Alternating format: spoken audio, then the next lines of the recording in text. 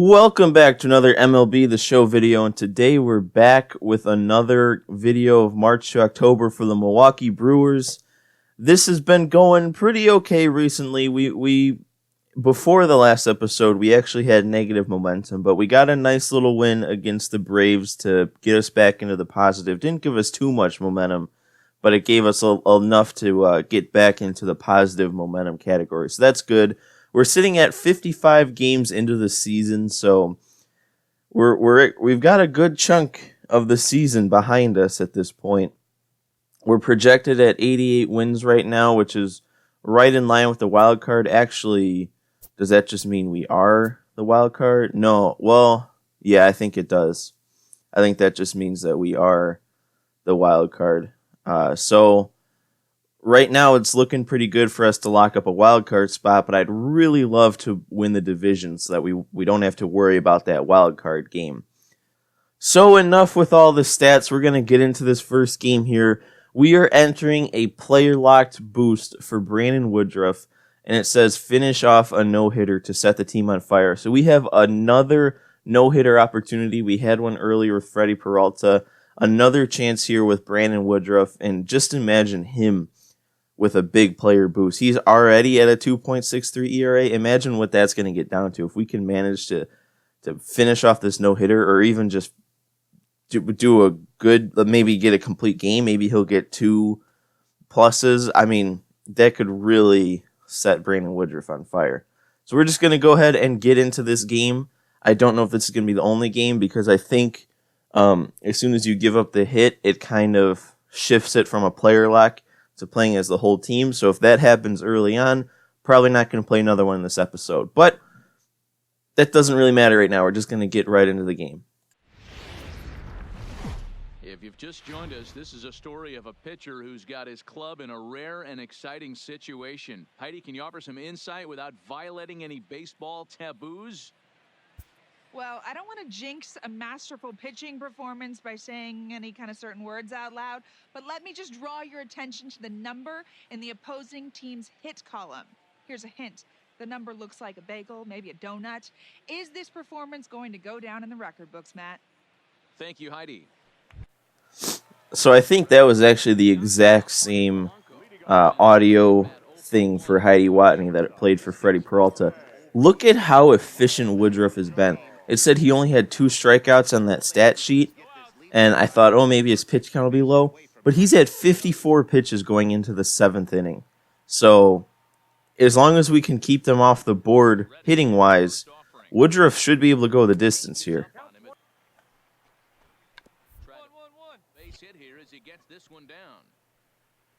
Are you kidding me? Are you actually kidding me? On the first at bat, the CPU bunted to end the no-hitter. Are you kidding me? What? What? That's not even funny, man. That's just ridiculous. Like, of course the CPU would just lay down a perfect bunt on the first at bat. Like, let's at least try and finish this one off with Woodruff and see if maybe he can get a nice player boost still. Man, that's so stupid. Well, one thing I didn't realize until now is we are still player locked. So I forgot it's not once you give up the hit, you aren't player locked anymore, but it's once the CPU takes the starter out of the game is when the player lock portion ends. So we gave up the hit. I don't know if that means they're going to like automatically take Woodruff out next time he's at the plate. But there's another hit. And we get him striking out here to end the inning. So hopefully they keep Woodruff in. I'd like to just keep pitching with him on a player lock. Oh, I just realized some stupidity of mine. I said if Woodruff hits, they might take him out. We're in an American League ballpark. He's not hitting. I don't know. I guess I'm just too used to playing Diamond Dynasty where no matter where you play, you bat with the pitcher. And we got him swinging on the changeup to end the 8th inning. I kind of hope he doesn't come back out for the 9th because he doesn't have much energy left, and I'd rather win this game. Well, it looks like they're sending Woodruff out into the ninth to get a complete game shutout. I don't even know if I can take him out here because it's player locked. It's not letting me do the quick menu with up. Well, it does let me go into the bullpen from the pause menu and put in Hader. So I can't pull the trigger yet. I'm gonna go with Woodruff and give him a very short leash. One hit or one base runner, and he's coming out of the game, and we're bringing Hader in. And Woodruff gets another K. We've already like tripled what he had before we came in. Woodruff's officially out of energy here, so this one might get dicey. And Aguilar makes the play, so we're 1 out away from getting a complete game shutout here with Brandon Woodruff. And I walked him. Oh, and they're bringing in a pinch runner, Max Kepler. Eddie Rosario at the plate. I can't do it. I can't take Woodruff out. Ground ball up the middle. Arcia steps on second, and then on the 100th pitch of the game, Brandon Woodruff secures the complete game shutout. So he only gets 1+. So is it like an all or nothing for these no-hitter opportunities? Like, I'm sure if you get a no-hitter, you get 3+, but a complete game shutout can't give you 2? Well, I was really expecting after the complete game shutout to get a 2+, but I guess Woodruff's only going to get a 1+ after that. A complete game shutout and he only gets 1+. That was just a disappointing moment all around. Like the very first at bat, they bunt to break up the no-hitter. Like that, of course that would happen. We're getting some wins here. Swept the Pirates, all using our momentum. That was nice. And we have a player lock with our best player, Christian Yelich, and he's already batting over 300 with almost 20 homers. Maybe he's at 20 by now. We never know. But that'd be, imagine if I can get like a +3 or something with him. His season is just gonna skyrocket. We've shot up after that simulation all the way to a projected win count of 91. That was huge. We were at 88, and then I think we only simulated 5 games and won 4 of them. But that shot us all the way up to a 91 win count, and we're leading the division. I didn't even realize that, but we took the lead in the division against the Cubs. They're still projected to win 2 more than us, but if we can keep winning and keep getting momentum like that, we're going to take this division. But we do have time in this episode to go ahead and play this Christian Yelich player lock, so I'm going to go ahead and get into this game with Christian Yelich, and I hope we can get a nice boost, and I hope we don't face a lefty. Well, as teams do these days, Christian Yelich is being honored in tonight's bobblehead giveaway. Well, Matt, if there's anybody on this team who you'd want in your bobblehead collection, it's maybe this guy, because let's face it, he deserves to have a big head. He brings so much to this club. I agree with you, Dan, and there's no bigger superstar to these fans. Let's hope he can give them a thrill or two in this one tonight and say thanks for them coming out.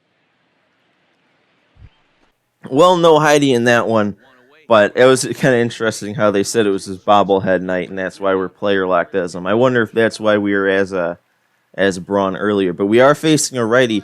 Kind of a difficult shadow there on the batter's eye, but hopefully that doesn't affect us. That might have been a good pitch to hit if I was like sitting on it, but I wasn't quite ready for a fastball that far inside. And I just missed that one, popped it up, and I was a little late on it. Man, that's disappointing because that was a hanger.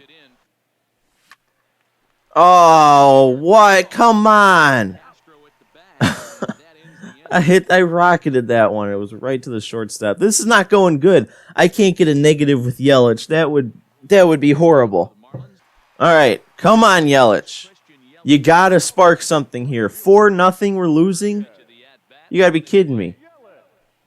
Why did I swing at that? That was a horrible pitch to swing at first pitch. I thought this was going to be the most fun moment so far, But I'm just 0 for 3, just casually 0 for 3 with Yelich. Might not even get another bat. I don't know. And 7-1. Nice job, team. Of course, another line out, and that's our last at bat with Yelich. Man, all right, finally the end of the game. No offensive production. Awesome, great job from Yelich out there today. Really, really proud of what he brought to the table. Loss, win, loss, win. Okay. All right, even without any momentum affecting the games, we still put together a pretty solid amount of wins there in that simulation. We have one more Mount a Rally to steal a win.